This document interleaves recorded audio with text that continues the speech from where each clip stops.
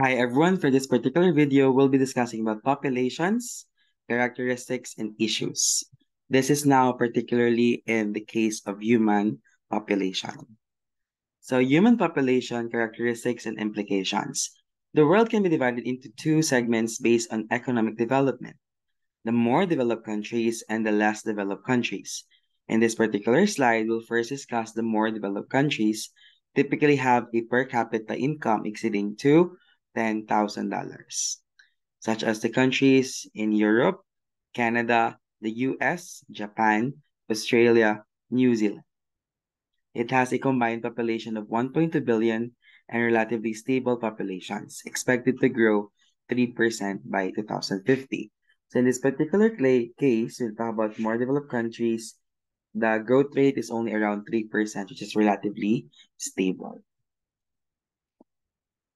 On the other hand, we also have the less developed countries typically have a per capita income less than $5,000, opposite to your more developed countries, which has $10,000. For the less developed countries or countries in the third world or the third world countries, it has only $5,000 per capita income. All other remaining countries of the world, combined population of 5.3 billion, nearly 3 billion live on less than $2 per day. So typical Filipino setting, our budget for the day or our allowances would be 100 pesos per day. So more or less that is also the typical budget or um yeah allowance for that particular um countries, the less developed countries. High population growth rates expected to grow 52% by 2050. 8 billion people or 86% of the world's population.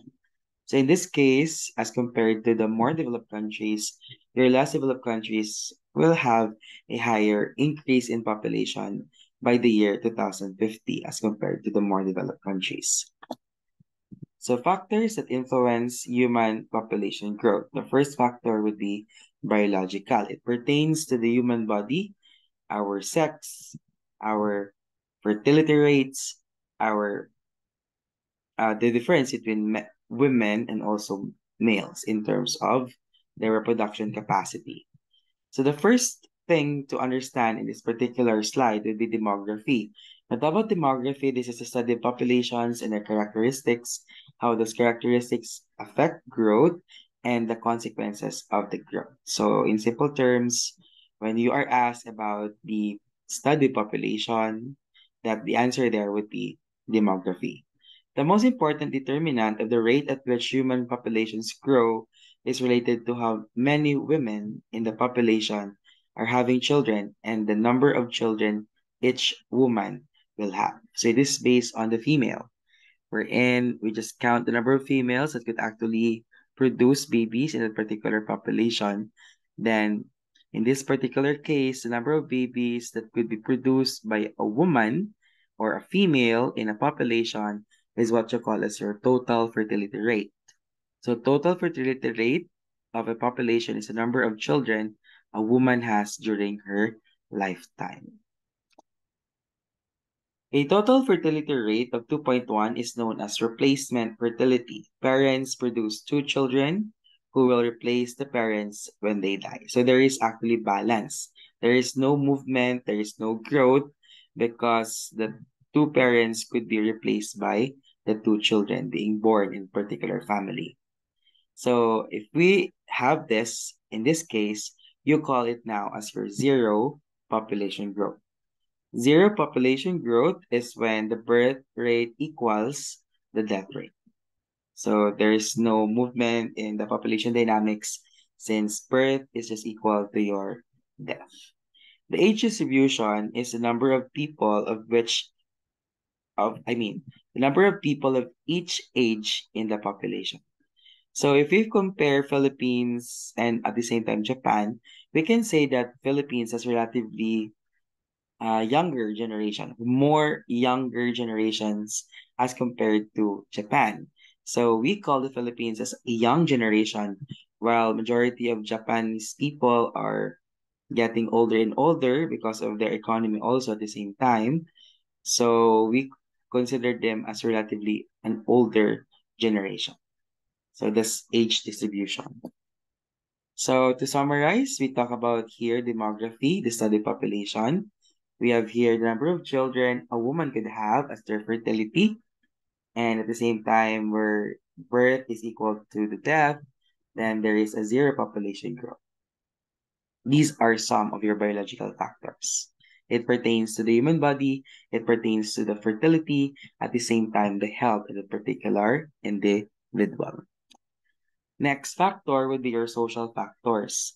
This is more on culture, tradition, religion, and at the same time, how the society works. Reducing fertility rates would be advantageous, especially in LDCs or the less developed countries, but not everyone agrees. Several factors, such as religious, traditional, social, economic, influence the number of children a couple would like to have.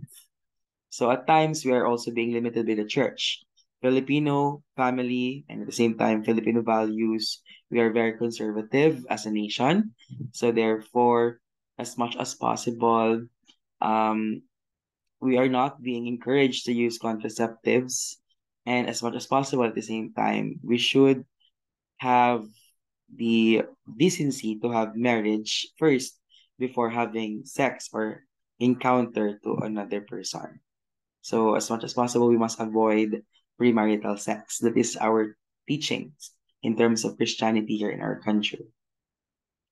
The major social factors determining family size are the status and desires of women in the culture. So again, it is also depending on the women, whether she like to have more children or she just like to have one or two child or one or two children as a also as a part of her family planning. So in male-dominated cultures, traditional role of women is marry and raise children. We can actually observe this one way back, in our first generation. For example, our lolos or lolas would have more children, and if you compare it to the second generation, our parents would have lesser children because we also evolve in our society. At the same time, the economy is also getting stronger and stronger from time to time. So the role of woman now is no longer a plain housewife, a very traditional woman wherein they just follow orders from their husband. Nowadays, women are now educated at the same time already has a choice. So it could help reduce the number of children at the same time. So statistics would say early marriages foster high fertility rates. In Africa, 17% of births are to women in 15 to 19-year-old range. So this is some sort of a teenage pregnancy wherein younger women are now having a child. So this is in this case of Africa. The total fertility rate there is 5.1%. Child rearing practices also influence population growth rates. In countries where breastfeeding is practiced, several benefits accrue.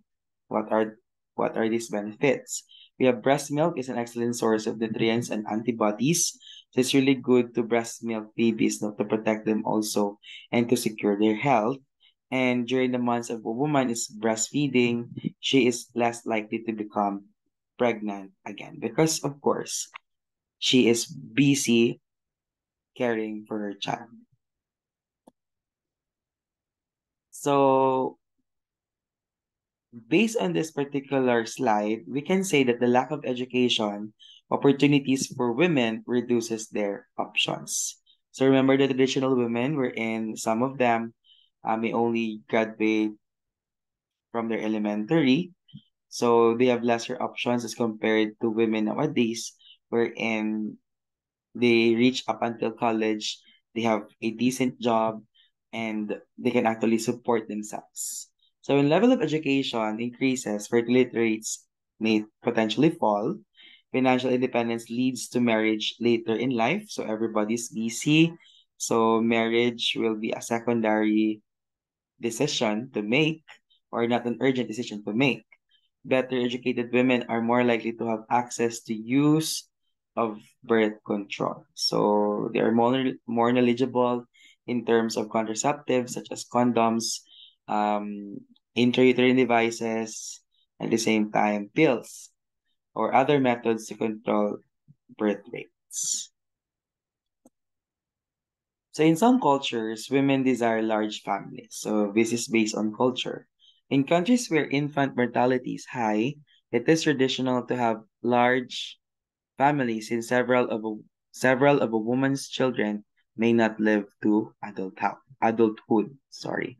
So in this particular bullet, it is being discussed here that the more, the better, because it's not a guarantee that you have more children. All of them may survive the, for example, sickness or disease that may arise because of a larger family setting. Parents are more secure when there are many children to look after their own needs in old age. So very Asian. Now we're in some of our parents would make us as their investment. So here in our social factors, we discuss the difference between traditional women and modern women, wherein traditional women have more choices. Wherein modern women has more choices as compared to traditional women.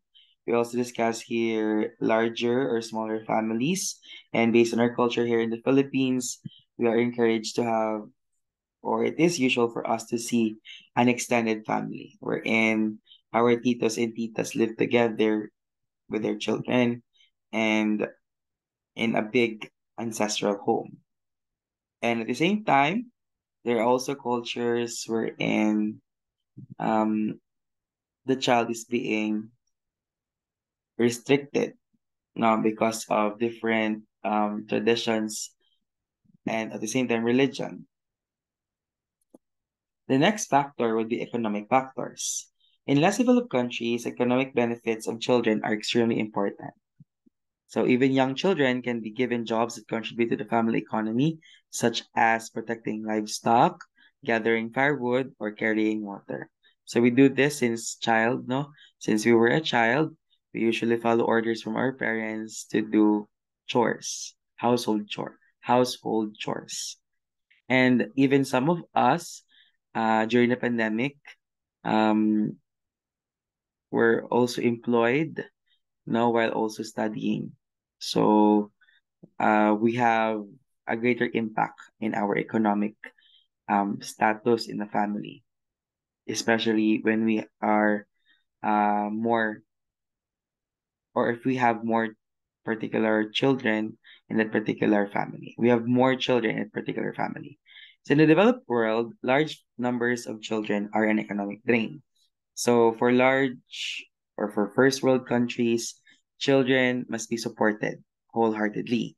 They are prevented from working.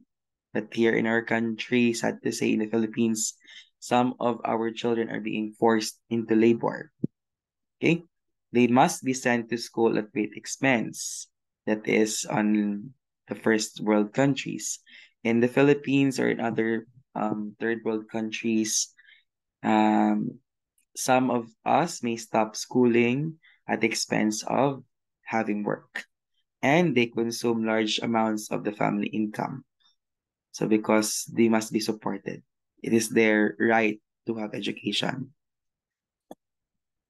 So as you can see here, different images of child labor at the same time poverty, no, that may be attributed to economic factors in our society. So economic factor thus could really affect also the population growth in that particular country. The next and the last factor would be the political factors. Remember, we talk about political, it has something to do with the government. Governments can either reward or punish high fertility rates. Several European countries are concerned about low birth rates and have instituted policies to encourage couples to have more children.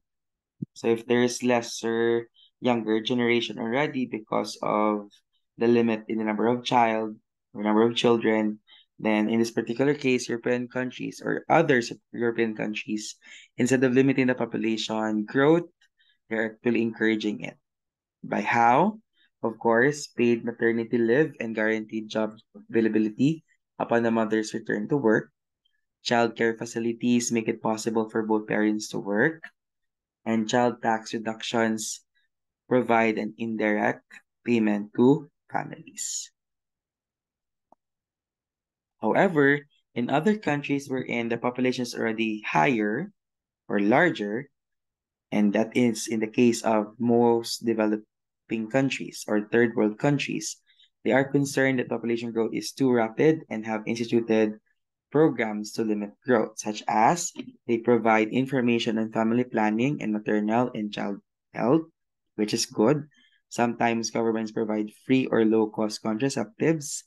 And at the same time, like in China, they have one child policy to limit the number of children being born in particular family.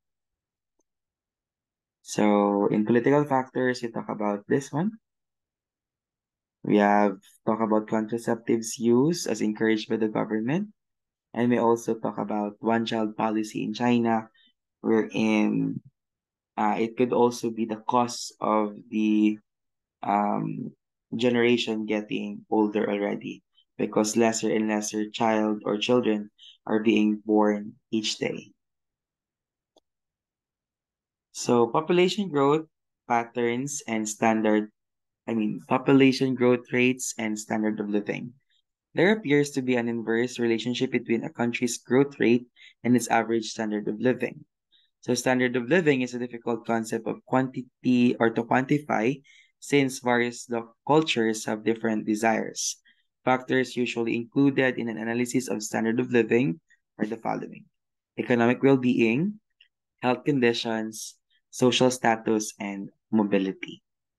So if you are watching this video and you are my student, please take note of this particular factors that could help us analyze standard of living. These are again economic well-being, health conditions, social status, and mobility. Population growth rates and standard of living continued. An important economic measure of standard of living is the average purchasing power per person. The gross national income, or GNI, is an index of purchasing power measuring total goods and services generated by citizens of a country. So the total amount of products that we sell and the services we offer.